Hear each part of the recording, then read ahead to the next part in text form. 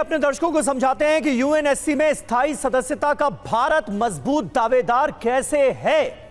इसकी कई अहम वजह हैं। आज वो वजह हम आपके सामने रखते हैं कि क्यों ये मांग पुरजोर तरीके से अब आगे बढ़ती हुई नजर आ रही है। 142 करोड़ से ज्यादा की जनसंख्या, यूएनएससी में इतनी बड़ी आबादी का रिप्रेजेंटेशन बहुत ज्यादा जरूरी है, यह हर कोई मान रहा है। तेजी से बढ़ती अर्थव्यवस्था, पिछले 10 साल में भारत की औसतन सालाना विकास दर 7% रही है और ऐसे देश का रिप्रेजेंटेशन यूएनएससी में ना हो, यह भला कैसे मुमकिन है। परमाणु निरस्त्रीकरण का समर्थन किया हमने, परमाणु शक्ति के बावजूद भी दिखावा नहीं किया, निरस्त्रीकरण का समर्थन किया।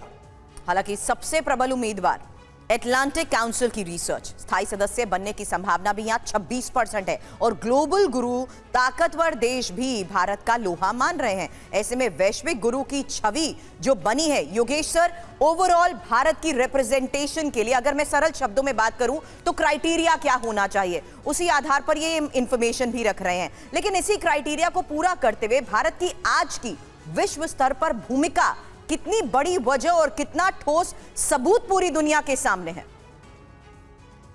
देखिए, जहां तक रिप्रेजेंटेशन का मसला है तो क्राइटेरिया तो यही है कि भाई उस मुल्क की ग्लोबल इंपॉर्टेंस क्या है, उस मुल्क का ग्लोबल रोल क्या है, उस मुल्क की ग्लोबल स्टैंडिंग क्या है, पीस और सिक्योरिटी वगैरह में जो है उसका क्या रोल रहा है और डिफरेंट इश्यूज है, जैसे ह्यूमैनिटेरियन इश्यूज है, डिजास्टर रिलीफ है, इस यूएन पीस कीपिंग है, इन सब इश्यूज के ऊपर किस तरह की भूमिका जो है वो मुल्क निभाता है। तो जैसा कि आपने अभी बताया कि इन सब मुद्दों पर देखिए, चाहे इकोनॉमी है या पॉपुलेशन है या जीडीपी का साइज है या contribution to global economic growth है या यूएन पीस कीपिंग एफर्ट्स है, global peace and security efforts है, इन सब मुद्दों पे जो है भारत खरा उतरता है।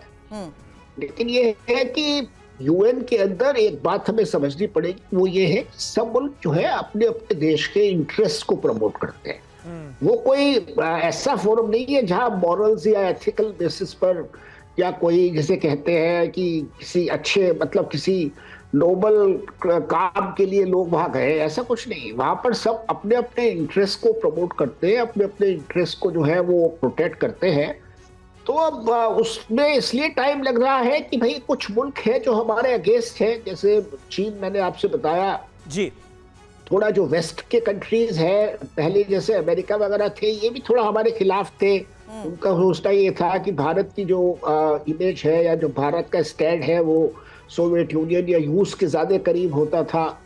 अब वो उसमें थोड़ा बदलाव आया है, लेकिन ये कि अभी भी मतलब जैसे चीन वगैरह है ये हमारे अगेंस्ट है। बिल्कुल। और इसमें थोड़ा सा आप देखिए, थोड़ा वक्त लगेगा इसमें बदलाव लाने के लिए। बिल्कुल सही बात है। और चीन के रुख में आने वाले वक्त में क्या बदलाव होगा, यह निश्चित तौर पर एक बड़ा सवाल है जिसका जिक्र योगेश जी आपने किया। वहीं अब अपने दर्शकों को यह भी समझाते हैं कि यूएनएससी में जिन सुधारों की जरूरत बताई जा रही है उसकी वजह क्या है। दरअसल यूएनएससी में कुल 15 सदस्य हैं, जिसमें से 5 स्थायी सदस्यों के पास वीटो पावर होता है।